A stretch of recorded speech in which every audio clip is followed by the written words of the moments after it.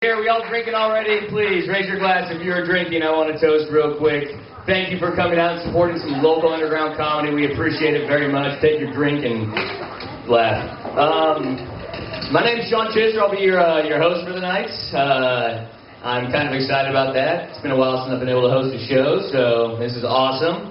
I have been working on my voice to do this. I've been trying to get into more of an announcer-style voice. That way when you guys hear me, you know what's going on. So I've been studying announcers and what they do. And I've realized they're all fucking idiots. If you've ever watched a sports show ever in your life, like baseball or football, you realize the announcers, they talk about the most remedial bullshit that you've ever heard. Am I not correct in this? Have you not? No. I'm the only one that believes it. I didn't think so. I mean, seriously, you're watching and they'll talk about, oh, he steals second and there's a home run. By the way, if you didn't water flowers, they wouldn't grow. That's what happens in these sports shows, and it just amazes me so much. I'm never going to tell this again. But anyways, the main reason I've been working on my announcer voice is because the next time I have sex, I'm going to make sure I do it as an announcer, and this is how it's probably going to end up going. Good evening, lady. Here's tonight's lineup for you. We're going to start with some foreplay, a little kissing on the neck. Come in round two. I'm going to enter you missionary style. Once I'm done missionarying you, that's why it's missionarying. That's a new word I just made up. It's not just sex. We're going to go to phase 3, which is doggy. If you don't know what doggy is, look at my chart. We'll see what happens. I don't know. I probably won't. At that point, I'll probably get slapped, and whatever. Or she can be into it, which would be really awesome. And she can come back to me and be like, excellent, and be like a crowd or something and applause me, and then that'd be really good. Maybe. I don't know. I'm fucking good. No, just kidding. I love you all. We love you, Sean! I know. I just love you. So yeah, I love doing stand-up. It's really fun. It really is. A lot of comics, what they do these things called transitions in between jokes to make the flow better. I'm not a big transition person. I try to just jump to another joke if I can. But I've realized it's really tough. I tried transitioning once, and transitions is really similar to when you're having sex for the first time, and you don't know like when it's comfortable to move into that next position. It's kind of the same for comics transitioning a joke. You're just kind of like, maybe you want to get around, and then we can do this, and you just don't know how it's going to work out. And sometimes it works out great, and sometimes you pull a hammy. You don't know what's going to happen. It's really weird, but like I said, I don't do transitions. So my friend came up to me the other day, a really good friend of mine. He comes running up to me, he's really excited. He's really excited to see me, and he's like, hey, Sean, guess what? And I'm like, what's up, man? What's up? What's going on? And he goes, man, I moved to the next level with my girlfriend. And I'm like, awesome, sweet, what'd you do? Did you guys get married? Are you like steady? What's going on? He's like, no, man, no, I farted on her. Okay, so apparently that is the next step. I don't believe that's the next step. I don't know, that's me. I think your next step in a relationship, if you're really going to say that's the next step, I think what you need to do is just shit on her chest. I really believe that should be the next step. Because if she stays with you after that, you're golden for anything. You could probably get away with anything.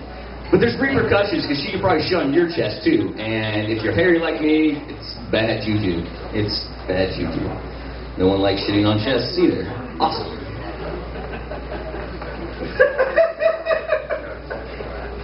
I keep looking over at Darwin here, hoping I would like evolve into a funny comic, but apparently he's not helping me out at all. That's funny stuff. I'm actually going to do this. I'm actually going to go and look at my set list. So you guys are going to bear with me in silence for a while. Talk amongst yourselves if you want to. I don't care. Oh, hey, this is actually kind of fun. I'm doing this on my iPad, by the way. And, I love this device. Does anybody own an iPad in here? Or am I the only cocky black bastard that does own one? Okay, cool. I love this thing more than anything. I really do. It's the greatest, toy technology ever invented. There's so many, things that you can do on here. I don't do them all. Mainly I look at porn. That's really all it is. It's portable porn for me. And then I realized there's a lot of other applications, and so I downloaded an art application for it. And what I've realized after downloading this and using my finger is that my penis actually makes better art than my finger does. I'm thinking about taking it on tour. I don't know. Maybe calling it, I don't know, Mushroom Stamp Art, or Dick on the Go, or nothing? Okay. I'm going to make sure I get into here now and see what I can find out. I love technology, as you can see, I do. I actually love technology quite a bit. One of the things about technology that I love to do is I like to be really fucked up, like on some form of drug if I'm trying to fix something. Usually hallucinogens are the best because then your electronics are actually talking to you. Maybe that's me, I don't know, but I don't do drugs anymore. I've stopped doing drugs, I really have. But when I used to fix electronics, I would. I'd be just messed up all the time. And there's times when I didn't have anything around, nothing I could use to actually get messed up. But there's this one thing that you can use to, clean a computer. It's canned air. And I don't know about you guys, I don't know if you've ever heard the word huffing before, but that's something you can do with canned air, and apparently it gets you high for a few minutes. And I was cleaning my computer, and I had my canned air, and one thought popped in my head. And I don't know if you guys have ever seen that show, Intervention. Has anybody seen the show Intervention? You guys know what I'm talking about? I did that just for cheap claps, I'm not going to lie. Anyway, so there's this chick on Intervention. There's one episode with a girl named Allison the Huffer. And what she did is she huffed canned air. That was her drug of choice. And when I looked at my canned air, immediately she popped into my head. And there's this one scene that pops into my head is where she has her canned air and she's sitting in her car and she goes, "It feels like I'm walking on sunshine." And that's what she said. And I immediately thought, who the fuck wouldn't want to walk on sunshine? That seems like fun and shit to me. And so I'm not usually the person to hesitate. If you tell me don't press the red button or you're going to get fucked by a gorilla, I'm going to press that red button because I got to know if a gorilla's going to pop out of nowhere and fuck me in the ass. And yes, I'll take it if it happens. I'm going to die. But anyways, I took it and I'm teasing myself with it and I'm blowing it in my face, letting my hair all crazy and whatnot. And I beat my teeth against the microphone, and I get it in my mouth, and I suck it back, and I'm like, oh my god, and I'm out for 5 minutes, and I wake back up, and the only thing that popped in my head after that was, Allison the Huffer is a lion cunt. I didn't feel like walking on sunshine at all, ever in that one moment. In fact, I felt like shit for 2 days later. My lungs felt like they were going to explode. It was horrible. Absolutely horrible. I should have some fairly strong lungs. I say this, and anybody that's not a smoker won't believe me, but I smoke. I do. I love smoking. And I think I have strong lungs because I don't cough like people. I've been smoking for a while. I do love to smoke quite a bit, though. I smoke Camel Crush cigarettes. Does anybody know what a Camel Crush cigarette is? Yeah, they're fantastic. It's a regular cigarette, and then you can crush the filter, and it turns into a menthol, which is awesome. I didn't know this when I was first smoking these things, and I got down to the butt. My friend's like, "Sean, crush the cigarette." I'm like, "Why?" He says, "Just crush it." So I crushed it. I'm like, "Wow, menthol, holy shit, this is awesome, rock and roll, fuck yeah." And so I got into them, and I really got into them. I don't like menthols unless I want to be black, but that's a different story.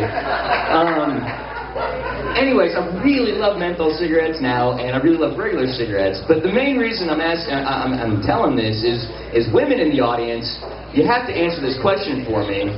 Would it not be amazing if you were sucking a dude's dick, and right before he got off, you crushed it, and it gave you like a burst of strawberry? Watermelon, maybe? Menthol, if you're into that? I don't know. I had one lady scream out chocolate when I said that, and I'm like, what the fuck's wrong with you? Just eat a candy bar. It's the same. All right, fair enough. I'm going to get off here, and I'm going to bring up